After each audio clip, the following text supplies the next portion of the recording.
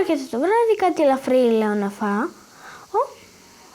Γιατί όπως λέει και μια παραμία, το πρωί σαν βασιλιάς, το μεσημέρι σε πριγκίπας και το βράδυ σε φτωχός, οπότε λέω να φάω ένα βουλάκι.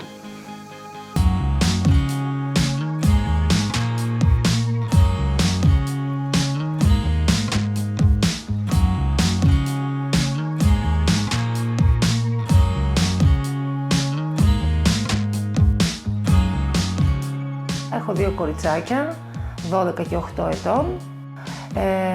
Είναι 2 τελείως διαφορετικοί χαρακτήρες. Η Μυρσίνη για μένα με 2 λέξεις είναι ήρεμη δύναμη, ενώ η Δήμητρα είναι ένας χήμαρος.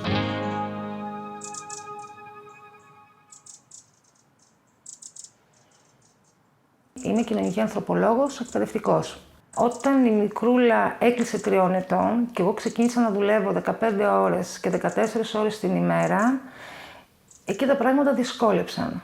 Όταν έφυγε η μαμά, συνεχώς πήγαινα με την αδελφή μου από ένα μαγαζί, εκεί κοντά, και παίρνουμε μπισκότα Παπαδοπούλου.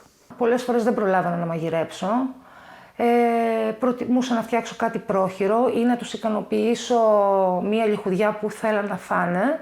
Της μικρής μου κόρης το βάρος άρχισε να αυξάνεται όταν άρχισαν να αυξάνονται και οι δικές μου ώρες εργασίας.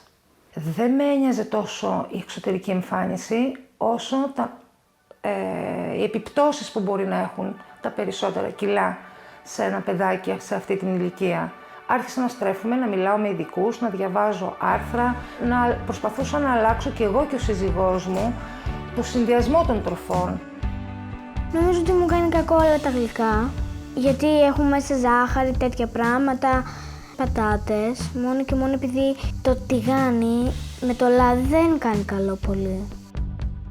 Ασχολείται πάρα πολύ με τον αθλητισμό, κάνοντας δραστηριότητες όπως ποδηλασία, και αυτό μας έχει βοηθήσει πάρα πολύ σπουδαίο ρόλο στη ζωή μας. Παίζει η γιαγιά μας, η οποία είναι μακριά. Κοιτάζουμε την ευκολία, το εύκολο φαγητό, το εύκολο, το ιτιματζίδικο, το ένα. Αυτά είναι θάνατος. Η κουζίνα είναι η καλύτερη. Όχι τηγάνια, όχι ξύλια, λίπη και τέτοια. Ενώ άλλοι τα δέχονται. Εγώ όχι.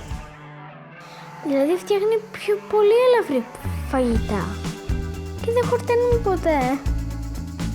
Αλλά προς το παρόν, όλα καλά.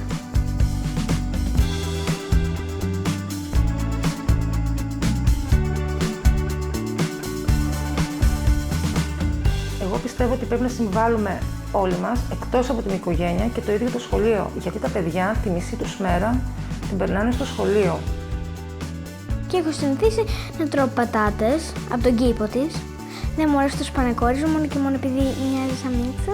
Ναι. Αλλά άμα είναι για να το φάω πρέπει να το φάω με το ζόρι αναγκαστικά. Είναι η μόνη μου επιλογή. Και το τρώω.